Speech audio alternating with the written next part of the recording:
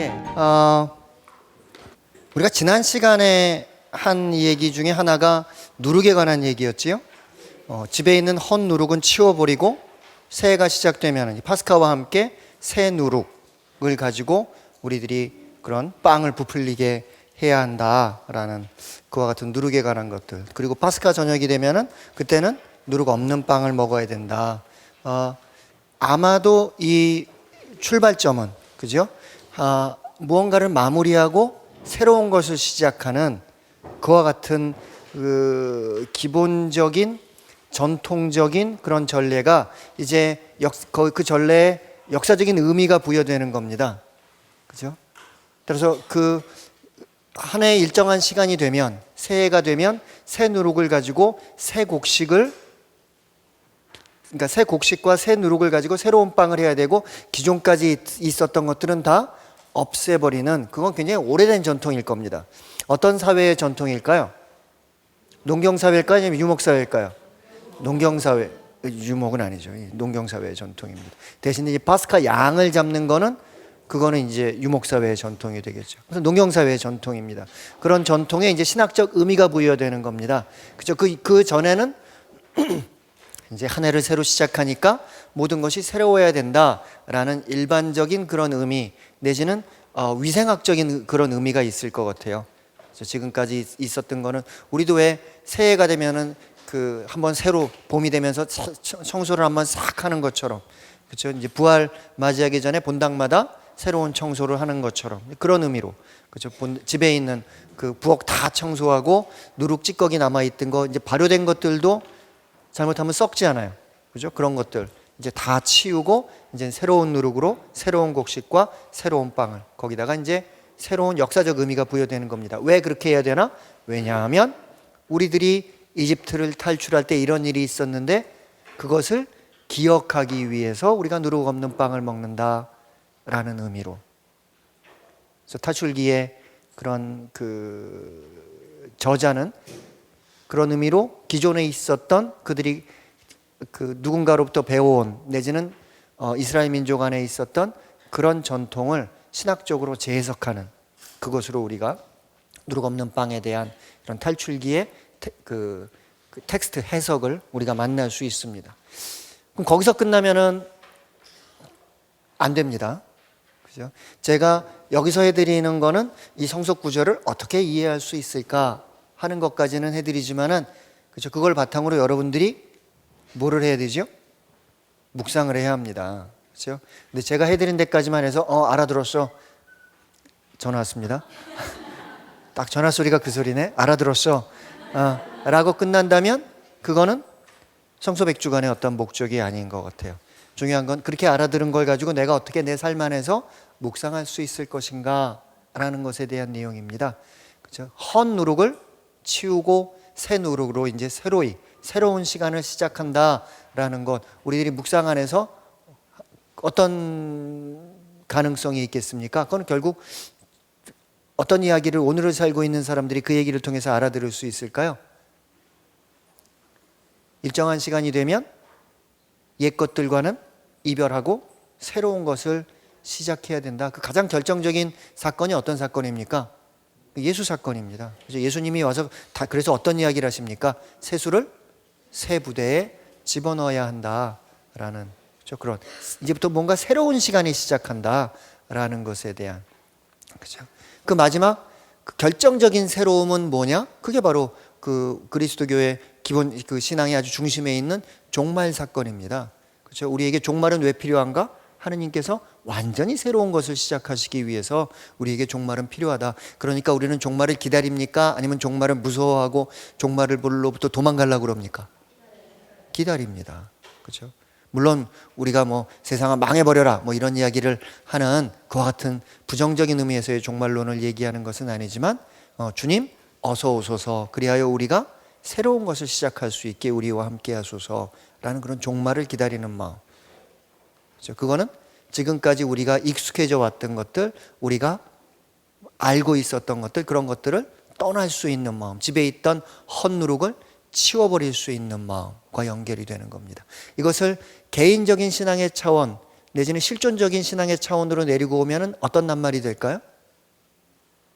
헛누룩을 치워버리고 새로운 것을 기다리는 마음.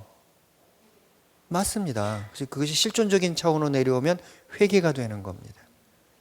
그렇죠? 지금까지의 삶과는 다른 것들을 내가 희망하겠다. 전혀 새로운 것들. 그게 내 혼자, 따라서 회개라는 것도 내 혼자의 힘으로 되는 게 아닙니다. 그죠? 내가 혼자 살 수 있겠다라는 것이 아니라 전혀 다른 차원으로 내가 넘어가겠다. 라는 궁극적인 그와 같은 희망이 바로 회개거든요. 그거는 무엇과 함께 가능합니까? 그건 은총과 함께 가능합니다. 따라서 회개한다는 것도 은총의 사건입니다. 공동체 안으로 넘어오면 뭐가 될까요? 헛누룩을 치워버리는 것. 공동체적인 차원 또는 사회적인 차원으로 얘기한다면 교회가 회개해야 된다라고 얘기할 수도 있지만 교회의 쇄신에 관해서, 그렇죠? 쇄신. 그렇죠? 교회가 지금까지와는 다르게 살아야 한다라는 것에 대해서 우리가 얘기할 수 있는 겁니다. 오늘의 교회를 봤을 때 그런 교회가 쇄신되어야 한다라는 것을 가장 바라는 사람이 누굴까요? 맞습니다. 제 생각에 우리 프란치스코 교종일 것 같아요. 따라서 쇄신에 관해서 얘기하기 시작해야 되는 겁니다.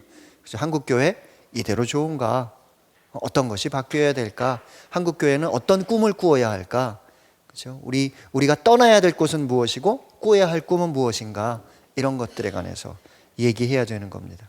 그런 것에 대한 논의 없이 단지 막 그냥 행사만, 이벤트만 한다면은 그것은 정말로 어떤 교종을 기쁘게 하는 그런 그 모임, 그런 어떤 그 손님 맞이의 그 태도는 아닐 것 같아요. 그런 면에서 한 번쯤 우리들이 나의 회개라는 것, 또 교회의 쇄신이라는 것, 헛누룩을 치워버린다는 것, 오늘을 살고 있는 우리들 삶의 현장에서 그렇다면 우리가 무엇을 생각해야 될까? 무엇이 바뀌어야 될까? 무엇을 떠나야 할 것인가? 그래서 생각하는 그런 어떤 시간들을 꼭 가지시기 바랍니다. 두 번째는 이제 피에 관한 이야기를 했지요. 파스카에 관해서 얘기를 하면서 탈출기 12장 22절에서는 피를 상인방과 문설주에 바르는 것. 그 다음에 비슷한 피에 관한 얘기가 나옵니다. 탈출기 4장 24절부터 26절에서 보면은 할례. 그렇죠? 당신과 나는 핫한 담임. 당신은 나의 피로 맺어진 형제입니다. 라는 얘기와 함께 모세가 살게 된, 또는 모세의 아들이 살게 된, 목숨을 잃지 않게 된, 따라서 피를 통해서 위험이나 재앙을 피한다는 그런 문학적, 신학적 상징 체계가 계속해서 공존해 있는 겁니다. 그렇죠? 탈출기 24장에 보면 시나이 계약의 장면에서 모세는 백성들에게 제물의 피를 뿌립니다. 레위기 8장에서 보면은 사제의 임직식을 거행하면서, 요즘으로 얘기하면 사제 서품이 되겠죠. 아론과 아론의 아들들에게 순양의 피를 발라줍니다. 그렇죠? 거기서 얘기하고 있는 피라는 것은 거룩함을 상징하고 하느님께 속한, 또 하나의 상징은 피는 곧 생명이라는 겁니다. 그러므로 어떤 의미냐면 생명을 버림으로써 생명을 얻게 된다는, 복음에서도 따라서 예수님이 이와 같은 상황을 어떻게 말씀하시는 겁니까? 너희가 나를 위해서, 하느님을 위해서 죽는다면 너희는 영원히 살 것이고, 너희가 세속의 것을 움켜잡기 위해서 살려고 한다면 너희는 죽게 될 것이다 라는 겁니다. 그렇죠? 세상의 그런 것들을 우리가 버림으로써 하늘의 것을 얻게 된다는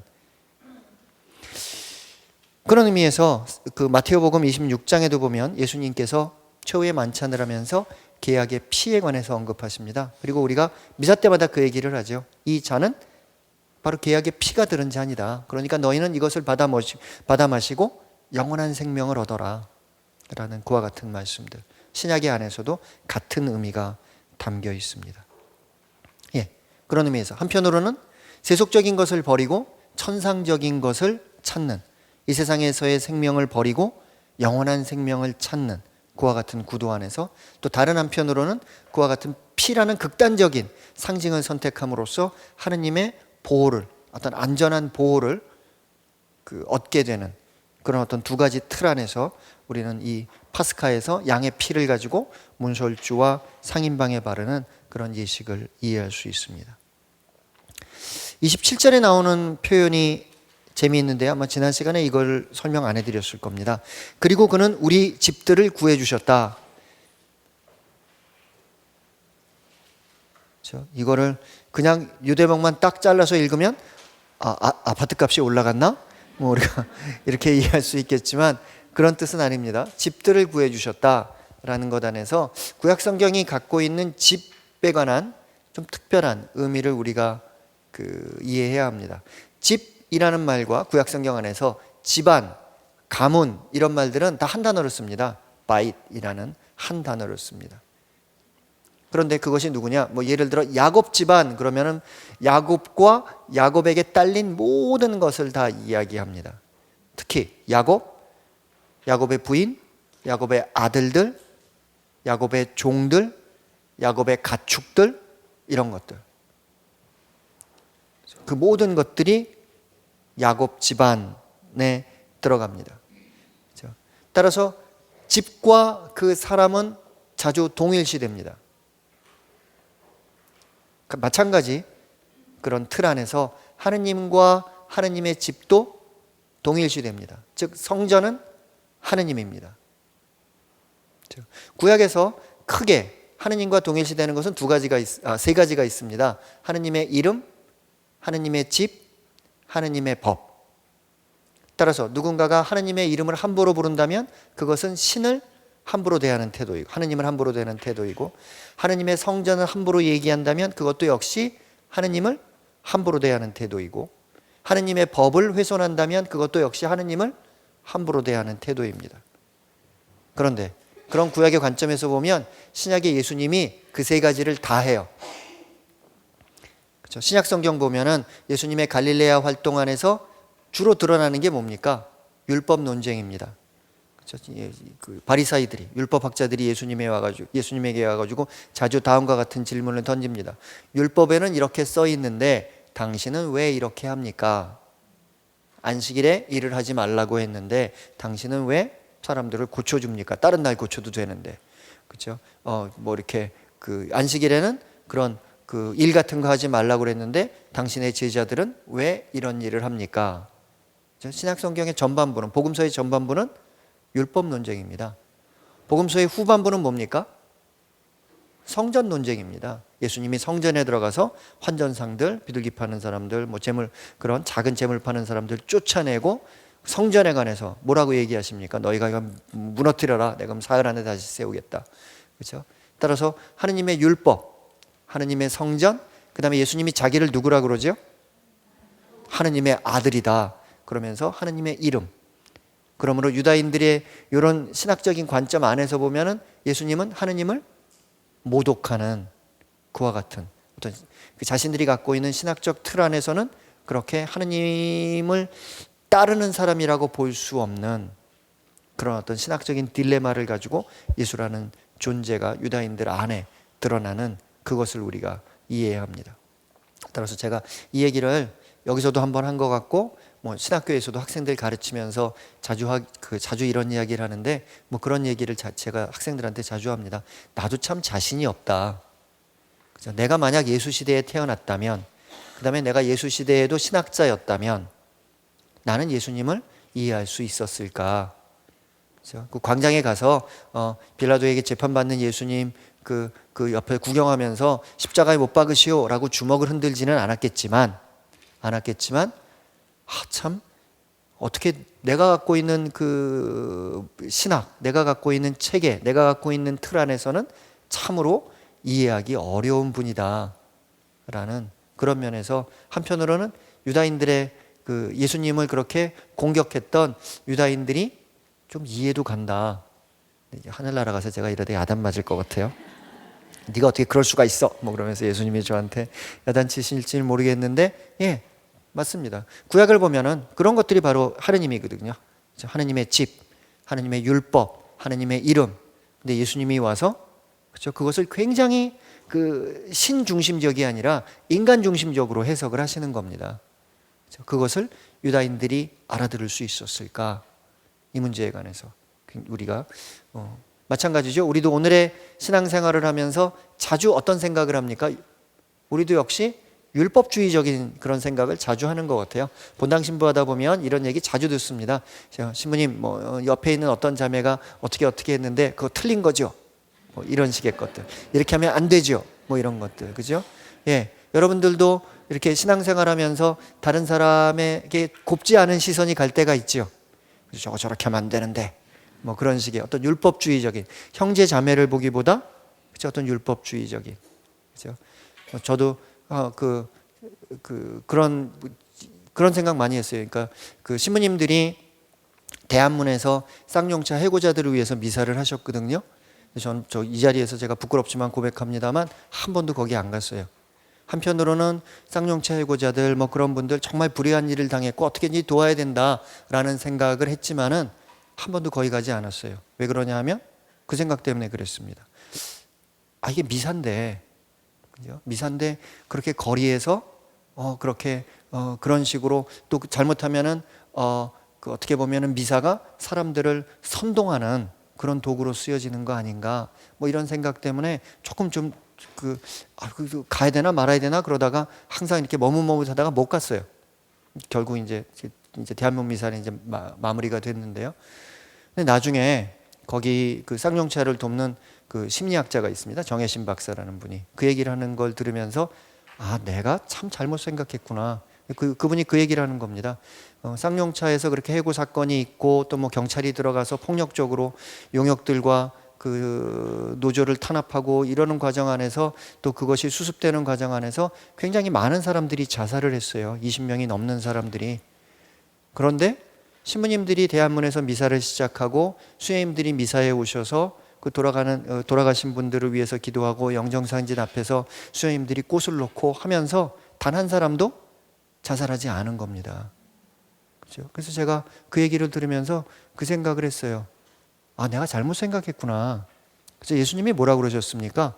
사람이 안식일을 위해서 있는 것이 아니라 안식일이 사람을 위해서 있는 것이다 라고 생각을 했는데, 저는 어떤 미사, 성사로서의 미사의 어떤 그런 우리가 지켜야 되는 미사의 가치, 미사의 중요함, 그 성스러움, 거룩함 이런 것만 생각을 하고 그것이 사람을 위해서 하느님이 주신, 우리에게 주신 선물이라는 것에 대해서 생각하지 못한 거예요. 그냥 어떤 부끄러운 마음으로 그 대한문 미사를 생각했던 그런 어떤 기억이 납니다. 예, 제가 수다가 길었습니다. 오늘은 그 10번째 재앙, 9번째 재앙이 뭔지도 기억이 안 날 정도로 오랜 시간이 지났죠. 그 10번째 재앙에 관해서 9번째 재앙은 뭔지 기억하세요? 어둠이었습니다. 그 10번째 재앙에 관해서 우리들이 함께 생각해 보고자 합니다. 29절, 한밤중에 주님께서 이집트 땅의 맏아들과 맏배를 곧 왕자에 앉은 파라오의 맏아들부터 감옥에 있는 포로의 맏아들과 짐승의 맏배까지 모조리 치셨다. 먼저 여기서 드릴 말씀은 옛날에도 말씀드렸지만 우리말 성경에서는 그러니까 우리말에 그 표현이 없어요. 그 사람과 그 동물의 처음 태어나는 맏이를 뭐라고 표현할지, 맏아들이라고 그래도 사람이고, 저는 여기다 맏이라는 표현을 썼습니다만 그것도 그 국어사전을 찾아보면 사람이 한정된 표현입니다. 동물일 경우에는 맏배예요. 그러니까 그거를 우리말에는 없으니까 여기는 두 단어로 썼지만 히브리어 원문에는 한 단어만 나옵니다. 버코르라는 한 단어만 나옵니다. 따라서 이집트 땅에 버코르를 모조리 치셨다인데 우리말에서는 그 단어를 한 단어로 표현할 수 없으니까 둘로 표현을 했고, 저는 그걸 좀 바꿔보려고 그냥 그 마지라는 이집트 땅의 마지들을 곧 왕자의 파라오의 맏아들부터 감옥에 있는 포로의 맏아들과 짐승의 맏배까지 모조리 치셨다라는 의미로 마지라는 표현을 사용하고 있습니다. 하지만 이것도 엄격하게 우리나라 국어 사전을 따른다면은 동물에는 쓸 수 없는 표현인데 제가 좀 억지로 갖다가 쓰는 거라고 제가 고백을 하겠습니다. 예. 그리고 여기 주교회의 성경에 보면 감옥에 있는 이라고 번역이 되어 있는데 그 뜻을 보자면 구덩이 집에 있는, 그러니까 구덩이를 깊이 파서 거기다 사람을, 그러니까 우리가 생각하는 그런 감옥이 아니라 구덩이를 깊이 파서 거기다 사람을 집어넣은 겁니다. 거기서 못 올라오게. 그리고 음식 같은 거 던져주겠죠. 그죠? 그래서 구덩이에 들어가 있는. 그런데 우리가 알고 있는 것은 이미 이런 표현이 나왔습니다. 11장 5절에서 거기서는 뭐라고 나오냐면 파라오와 여종과 짐승에 관해서 나왔는데 여기서는 파라오와 포로와 짐승에 관해서 나옵니다. 따라서 11장 5절에서는 인간의 제일 높은 사람은 계급을 매길 때 제일 위에 있는 계급은 파라오고 제일 밑에 있는 계급은 여종이었는데 여기서는 제일 위에 있는 계급은 역시 파라오인데 제일 밑에 있는 계급이 여종이 아니라 포로입니다. 약간의 수정이 보입니다. 그렇죠? 포로라고 생각하면 우리에게 떠오르는 것은 이스라엘도 누군가에게 포로가 된 적이 있었습니까? 있었습니다. 언제죠? 바빌론 유배 때. 그래서 그걸 유배기라고 부르기도 하고 포로기라고 부르기도 합니다. 그래서 바빌론 유배 때 포로로 있던. 따라서 이스라엘이 처했던 역사적인 처지가 여기선 조금 더 반영된 표현으로 이 표현을 알아들을 수가 있습니다. 예, 그들을 모조리 치셨다라는 거죠. 따라서 여기선 쳤다는 건 단지 때렸다는 소리일까요? 아닙니다. 앞에서도 그 모세가 이집트 사람을 때려 죽이는 그와 같은 얘기가 나오는데 여기서는 때려서 결국은 죽게 한 그와 같은 상황입니다. 30절. 그러자 파라오와 그의 신하들과 이집트인들이 모두 그 밤중에 일어났다. 이집트에 큰 곡성이 터졌다. 초상나지 않은 집이 하나도 없었던 것이다. 그런데 여기서 이제 곡성이라는 표현이 등장하는데 이게 히브리 말로 또 다 같은 단어입니다. 츠아카라는 같은 단어인데 탈출기 시작할 때 보면은 이스라엘인들이 파라오가 그들을 억압하자 울부짖잖아요. 그 울부짖음과 여기에 나오는 곡성과 나중에 22장에 등장하는 부르짖음이 모두 같은 단어입니다. 우리말에서는 그 문맥에 맞게 같은 단어를 조금 여러 개로 번역을 한 걸로 여러분들이 받아들이시면 됩니다. 아무튼 우리에게 중요한 것은 뭐냐? 탈출기 시작을 할 때는 누가 울부짖었다? 이스라엘이. 그런데 이 재앙 사건이 다 끝나고 마지막 재앙이 끝나자 이스라엘은 더 이상 울부짖지 않고 누가 울부짖는다? 이집트인들이. 파라오부터 포로까지, 파라오부터 여종까지 모두가 울부짖는다. 그렇죠? 그래서 복음에서도 예수님 뭐라 그럽니까? 지금 우는 사람은 행복하다. 그들은 웃게 될 것이다. 반면에 지금 웃고 있는 사람은 나중에 그렇지 못하다. 아니면 그 부자와 어떤 라자로의, 이 세상에서는 부자는 잘 살았고 라자로는 거린으로, 노숙자로 살았지만 그 아브라함과 같이 하늘나라에 가서는 그것들이 변하는 그런 어떤 하나의 대조적인 모습들, 성경에서 자주 등장하는 그런 어떤 그 문학적인 그 전환으로 우리가 이해할 수가 있습니다. 31절. 파라오는 밤중에 모세와 아론을 불러 말하였다. 파라오가 좀 궁색하게 됐죠. 다시는 내 눈앞에 나타나지 말라고 해놓고 밤중에 모세와 아론을 불러 말합니다. 너희도 이스라엘 자손들도 어서 일어나 내 백성에게서 떠나라. 내가 말하던 대로 가서 주님께 예배를 드려라. 우리말로는 조금 이렇게 그 템포가 잘 반영이 안 됩니다만 굉장히 많은 명령형이 사용되는 바쁜 템포에 아주 그냥 뭐라 그럴까요? 여러분들 이 대목을 생각하시면은 내가 아침에 일어났는데 엄마들이 뭐 애들한테 너는 뭐하고 너는 뭐하고 너는 뭐하고 뭐 이렇게 해서 바쁘게 명령하는 거 있잖아요. 그렇게 하는 그와 같은 겁니다. 그리고 그는 말했다. 일어나라, 나가라. 내 백성의 한가운데로부터 너희들도 이스라엘 자손들도 가라. 그리고 가서 너희가 말한 대로 야훼를 섬겨라. 야훼에게 예배해라.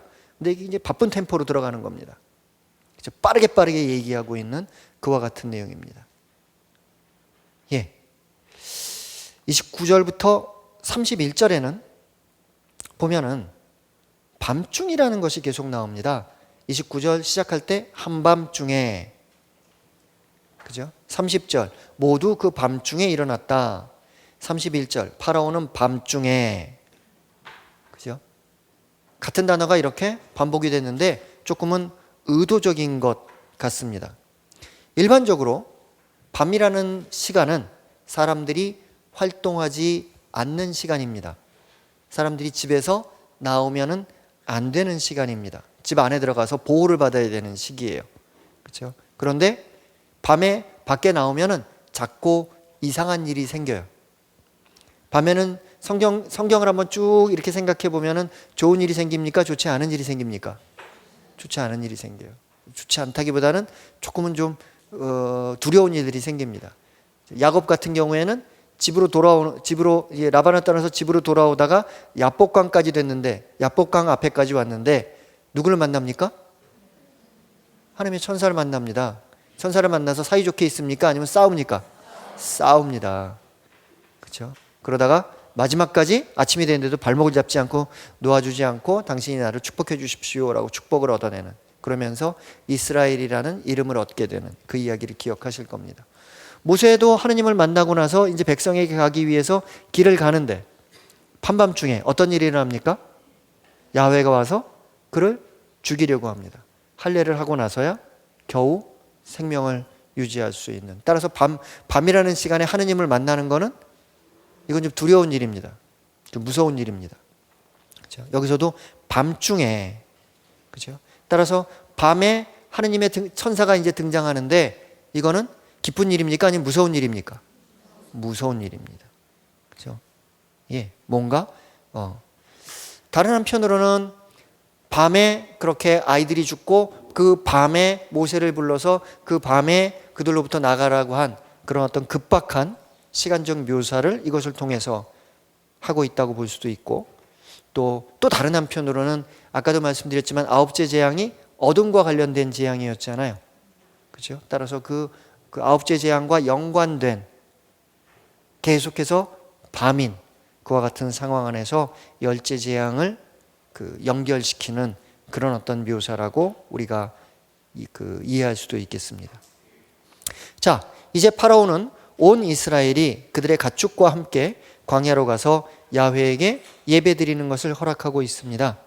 단지 여기서 파라오가 이스라엘이 이집트를 완전히 떠나는 것을 염두에 두고 있었는지에 관해서는 토론의 그런 여지가 있습니다. 그래서 좀 전에 말씀드린 31절에 약간 좀 어순을 따른 그와 같은 번역입니다. 그리고 그는 모세와 아론을 밤에 불렀다. 그리고 그는 말했다. 일어나라, 나가라. 내 백성의 가운데로부터 너희들도 이스라엘 자손들도 가라. 야훼를 섬겨라. 너희가 말한 대로. 예, 여기서 파라오는 이스라엘 백성이 예배하고 광야에 나가서 3일 동안 걸어가서 예배를 하고 다시 돌아올 걸로 생각을 했을까요? 아니면 그들이 완전히 도망갈 거로 생각했을까요? 잘 몰랐던 것 같아요. 그러니까 이야기의 흐름만 보자면은, 그러니까 짐작은 하고 있었던 것 같아요. 얘네들이 거기 갔다가 완전히 도망갈 수도 있다. 하지만 약속을 지키고 다시 모세가 얘기한 거는 완전히 도망가겠다는 얘기가 아니라 우리가 3일 동안 길을 가서 광야에서 제사를 드리고 다시 돌아오겠다라는 얘기였는데, 그러니까 파라오가 자꾸 그러잖아요. 처음에는 야, 청년들만 가고 다른 사람들은 남아 있어라. 뭐 그랬다가 사람은 가고 제물로 바칠 동물들만 가져가고 나머지 동물들은 남겨놔라. 제사는 갖고 나가지 마라. 뭐 이런 식의 이야기를 하면서 자꾸 붙잡으려고 합니다. 그리고 모세는 자꾸 다 갖고 가려고 하고. 그죠? 마지막에서도 여기 이제 나중에 나오는 부분이죠. 탈출기 14장 5절을 보면 이스라엘 백성이 도망쳤다는 소식이 이집트 임금에게 전해졌다. 따라서 도망칠 거라는 사실을 염두에 둔 것 같지는 않아요. 따라서 도망쳤다는 소식이 들리자 파라오가 어떻게 합니까? 예, 그런 그 말들과 그런 군사들을 이끌고 그들을 뒤쫓아가는 그와 같은 장면들, 갈대바다 사건이 그 다음에 일어나는 어떤 이야기의 내적 논리가 생깁니다. 따라서 누가 저한테 물어본다면, 저는 파라오가 한편으로는 이 이스라엘 그 노예들이 완전히 도망갈 수도 있다라는 가능성을 완전히 몰랐다라고 볼 수는 없고, 하지만 반대로 정말 도망갈까 아닐까에 관해서 의심 정도 하고 있는 그와 같은 그 틀 안에서 이 이야기를 우리가 이해해야 되지 않을까라는 게 제 의견입니다. 32절. 너희가 말하던 대로 너희의 양과 소도 데리고 가거라. 다 가지고 가라 라는 겁니다. 그리고 나를 위해서도 복을 빌어다오. 되게 이상해요. 되게 이상해요. 실컷 싸우고 나서 그 야곱이 야훼의 천사와 실컷 싸우고 나서 복을 빌어주기 전엔 놓아주지 않겠소 뭐 하는 거랑도 좀 통하는 것 같기도 합니다. 약간은 다른 형태이긴 하지만은 여기서도 계속해서 명령형 동사들이 연속으로 드러납니다. 그걸 그냥 그것만 모아놓으면 이래요. 일어나 나가라, 일어나라 나가라, 가라 섬겨라. 한 단어로 얘기하면 일어나 나가라, 가서 섬겨라. 여기서는 가축들을 가져라, 그리고 가지고 가라, 그리고 축복하라. 그 다음에 뭐가 자꾸 나오냐 하면은 히브리 말에서는 뭐뭐도 라고 얘기할 때 히브리 말에 감이라는 부사가 자주 등장합니다. 그런데 그 감이 계속해서 등장해요. 너희들도, 이스라엘 자손들도, 작은 가축도 큰 가축도, 그리고 나도 축복해라.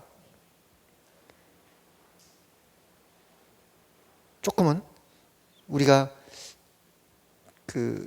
왜 이렇게 파라오가 그 명령형을 겹쳐가면서 막 사용하고, 그리고 계속해서 뭐뭐도 하면서 하느냐.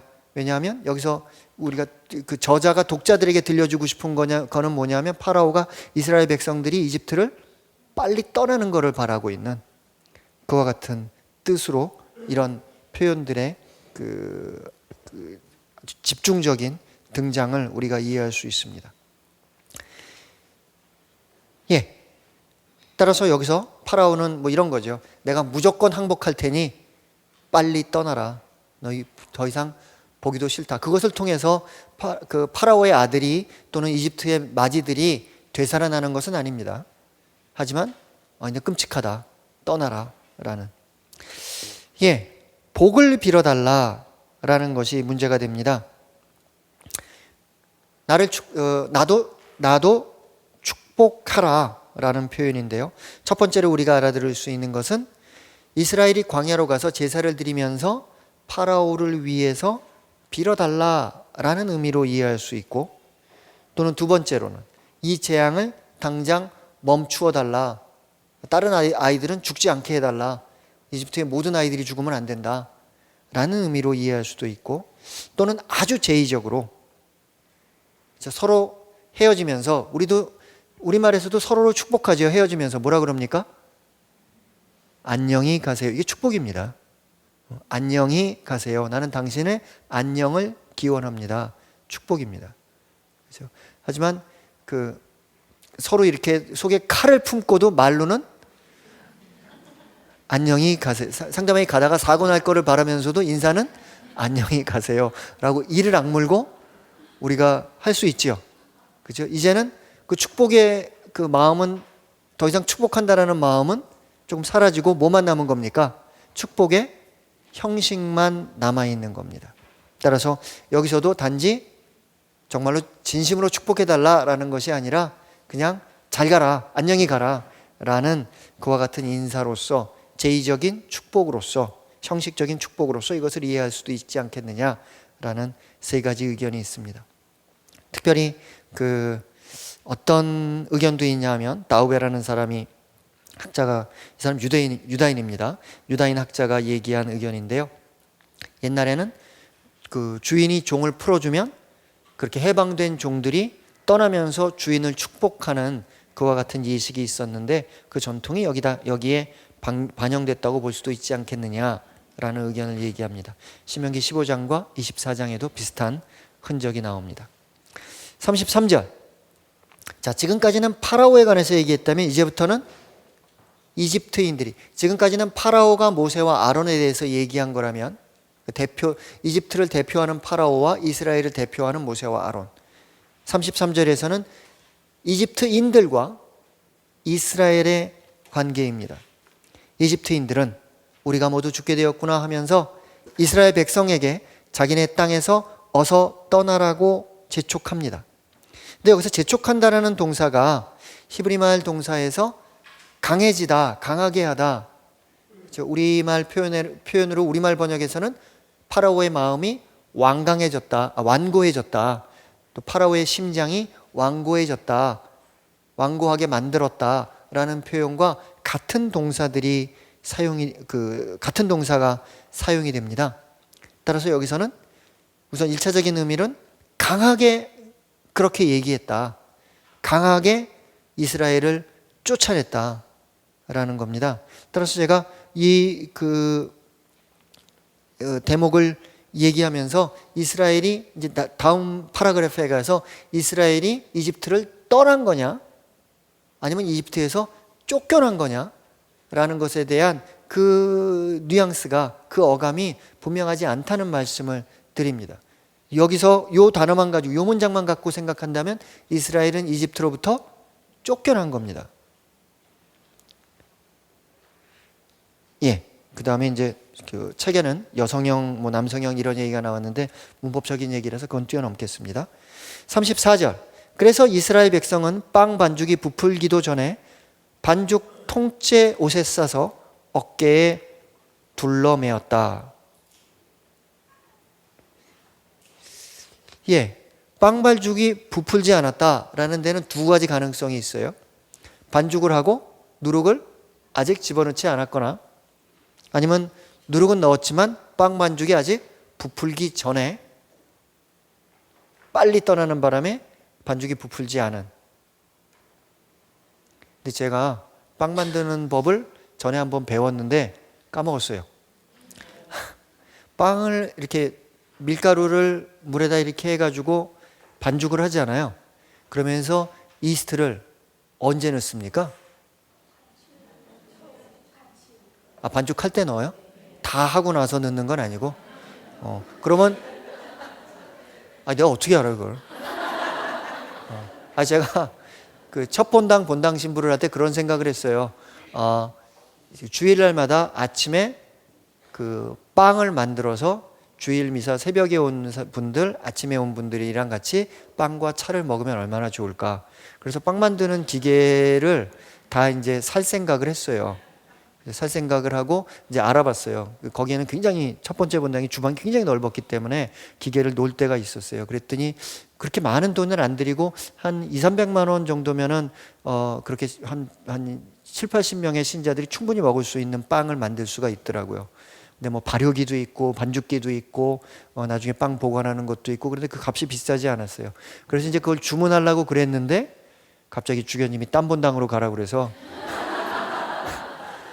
본당을 떠나는 바람에 그걸 못했어요. 그래서 그때 빵 만드는 법을 뭐 이렇게 우리밀로 빵 만드는 법 뭐 이렇게 했는데 근데 우리밀로 빵 만드는 거를 굉장히 단가가 높더라고요. 그래서 야, 이거 돈을 많이 써야 되는구나. 기계 사는 게 문제가 아니라 그 재료비가 문제구나, 뭐 이런 생각을 했던 기억이 납니다. 그런데 이스라엘은 사실 빵을 어떻게 만들었는지에 관해서 우리가 잘 모릅니다. 왜냐하면 요즘의 습관과 이스라엘 습관이 좀 다를 수가 있어요. 예를 들어 이런 겁니다. 여러분들 마르코복음 4장에 보면 씨 뿌리는 사람의 비유가 나오죠. 근데 그 씨 뿌리는 사람의 비유를 우리가 요즘 농부들은, 우리나라에서 농사 짓는 분들은 잘 못 알아들을 수가 있습니다. 왜냐? 우리나라에 농사 짓는 사람들은 어떻게 하냐면 밭을 먼저 갈고 밭에 골을 만든 다음에 거기다가 씨를 이렇게 놔요. 그렇기 때문에 그 씨가 길에 뿌려질 리도 없고 가시덤불에 뿌려질 이유가 없습니다. 그런데 고대 이스라엘 사람들은 우리랑 농사 짓는 방법이 달라요. 어떻게 하냐면은 농부들이 먼저 밭이 있으면은 듬성듬성 씨를 이렇게 흩뿌려요. 그러니까 흩뿌리다가 어떤 거는 길에 떨어질 수도 있고 어떤 거는 가시덤불에 떨어질 수도 있어요. 그렇게 흩뿌린 다음에 그 다음에 고대 이스라엘에서는 그 다음에 밭을 갑니다. 우리랑 농사 짓는 방법이 달라요. 따라서 고대 이스라엘에는 반죽 먼저 하고 나중에 반죽 다 하고 그 다음에 나중에 누룩 넣고 다시 한번 뭐 이렇게 버무렸을 가능성도 있었다고 제가 우겨봅니다. 아무튼 그렇다면 하여튼 누룩을 넣었는데 여러분들이 이렇게 주장하신다면 누룩을 넣었음에도 불구하고 부풀기 전인 거예요. 예. 탈출기 12장 15절 우리가 이미 읽은 구절을 보면 누룩을 아예 치워버리라고 했죠. 근데 여기선 누룩이 들어간 거라면, 그래서 부풀기 전이라면 앞에 것들이랑 모순이 되잖아요. 이미 그런 규정이 있었는데 왜 그렇게 했을까? 그렇죠? 그거를 사람들이 오늘날 학자들이 설명하기에 앞에 있는 규정은 나중에, 그죠? 이스라엘이 약속의 땅에 가서 정착하고 나서 가나안에서 만들어진 규정이 탈출기의 이야기 안으로 들어온 거다. 따라서 이집트를 탈출하는 이스라엘 백성들은 아직 이 규정을 알았다? 아니요, 아직 몰랐다 라고 우리가 생각해야 된다라는 그와 같은 틀입니다. 여기서 재미있는 단어가 나오는 것은 반죽통입니다. 어떤 모양일지 모릅니다. 하지만 분명한 것은 어떤 통 안에다가 반죽을 넣고 그리고 그것이 그 적당한 온도로 맞추어서 그 안에서 그 밀가루 반죽이 부풀기를 기다리는 어떤 특별한 통이 있었다는 거예요. 그렇죠? 요즘에는 뭐 몇 년 전까지는 생각도 못했지만 요즘은 김치는 어디로 들어갑니까? 김치 냉장고에. 몇 년 전까지 생각도 못했지만 옛날에 같으면은 제가 어린 시절에는 김치는 장독에, 김치는 장독에, 그죠? 쌀은 쌀독에 뭐 이렇게 들어가야 되는데 요즘은 김치는 김치 냉장고에, 쌀은 쌀 냉장고는 없고 뭐 하여튼 그 쌀 나오는 거 있잖아요. 거기에 들어가는, 따라서 여기서 반죽통. 근데 어떤 건지 잘 모릅니다. 하지만 무언가가 있긴 있었던 것 같아요. 그래서 신명기에 보면 28장에 다음과 같은 이야기가 나옵니다. 너희의 광주리와 반죽통도 복을 받을 것이고, 내가 너희에게 복을 내리면은 너희만 복을 받는 것이 아니라, 아까 그런 말씀드렸죠. 누구누구의 집은 그 사람과 같다. 근데 이게 집이 어디까지 영역을 포함하는 거냐? 그 사람이 갖고 있는 광주리와 반죽통까지 포함하는 겁니다. 따라서 내가 너희를 축복하면 그 축복이 어디까지 가느냐? 광주리와 반죽통까지. 반대로 저주를 하면 광주리와 반죽통도 저주를 받을 것이다. 그렇죠? 예, 카인과 아벨의 이야기 한번 기억해 보십시오. 죄는 카인이 지었는데 벌은 카인의 땅이 받습니다. 땅이 더 이상 소출을 내지 못하는 황량한 땅이 되는, 이스라엘에서도 역시 마찬가지입니다. 내가 너를 축복하면 너에게 딸린 모든 것이 축복을 받을 것이고, 내가 너를 저주하면 너에게 딸린 모든 것이 저주를 받을 것이다. 근데 그 모든 것이라 그럴 때 가장 경계선상에 뭐가 있는 겁니까? 광주리와 반죽통이 있는 겁니다. 뭔지는 모르겠어요. 아무튼 그걸 통째로 짊어지고 그렇게 이집트를 떠나오는 그와 같은 모습입니다. 예, 35절 36절 이스라엘 자손들은 모세가 일러준 대로 이집트인들에게서 은부치와 금부치와 옷가지를 요구하였다. 재미있는 어순입니다. 우리들은 금과 은이라고 그럴 텐데 이스라엘의 언어 습관은 아마 발음상의 그 경제적인 그 발음을 찾다 보니까 이렇게 됐을 겁니다. 은부치와 금부치 플러스 옷가지. 주님께서는 이스라엘 백성이 이집트인들에게 호감을 사도록 하시어 요구하는 대로 다 내주게 하셨다. 이렇게 그들은 이집트인들을 털었다. 35절 36절입니다. 이거는 이미 탈출기 3장에서 예견되었던 그와 같은 대목이고, 그 탈출기 11장에서도 비슷한 대목이 등장합니다. 아무튼 여기서는 급박한 겁니다. 이집트인들이 이스라엘 사람들에게 야, 다 갖고 나가, 다 줄 테니까, 그렇죠? 우선 나가기만 하라, 그렇죠? 요즘식으로 얘기하면 회사에서 보면 일찍 나가라고 할 때 뭘 주지요?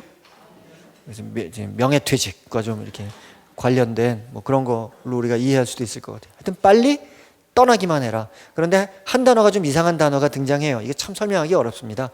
호감을 사도록 하시어. 따라서 이거는 우리들이 이 구절을 조금 다르게 이해할 수 없다면은 이스라엘이 이집트를 떠나는데 여러 가지 전승이 있었구나라고 이해할 수밖에 없습니다. 그렇죠? 호감을 사도록 이 표현을 다르게 이해할 수 있는 방법이 없다면. 근데 제가 아주 여러 주석서를 살펴봤는데 설득력 있는 설명이 없었어요. 제가 생각하기에는 이렇게 재앙 때문에 이스라엘을 쫓아내는 그와 같은 전승도 있었고, 이스라엘이 이집트에 잘 있다가 이제는 고향으로 돌아올 때가 되니까 이집트 사람들이 이스라엘 사람들에게 호감을 갖고 금부치, 은부치 이런 거를 주어서 이스라엘이 그것들과 함께 고향으로 돌아오게 되었다라는 조금은 다른 어떤 이야기의 틀이 있지 않았을까라고 짐작을 해봅니다. 하지만 뭐 이건 그 순수한 의미에서의 어떤 그 상상력입니다. 예, 아무튼 호감은 사도로 굉장히 혼란스러운 표현입니다. 예, 주석가들은 그 은부치와 금부치에 대해서 여기에서 언급된 이유가 뒤에 있을 금송아지 사건을 준비하고 있는 그런 하나의 문학적 준비 과정이 여기 내포되어 있다. 따라서 은부치, 금부치 얘기가 들어갔다라고 짐작하기도 합니다. 나중에 금송아지 이야기가 나오면 금송아지 이야기를 듣고 누군가가 질문할 거 아니에요. 이스라엘이 이집트에서 그렇게 도망 나왔는데 그리고 이집트에서는 노예 생활을 했다는데 그들이 뭐가 있어서 이렇게 은부치와 금부치를 가지고 금송아지를 만들었습니까? 그러면은 사람들은 대답해야 되잖아요. 어떻게 대답할까요? 이집트를 떠날 때 이집트 사람들이 우리들에게 줬어. 그것이 문학적으로 여기에서 준비되어 있다라고 설명하는 사람들도 있습니다.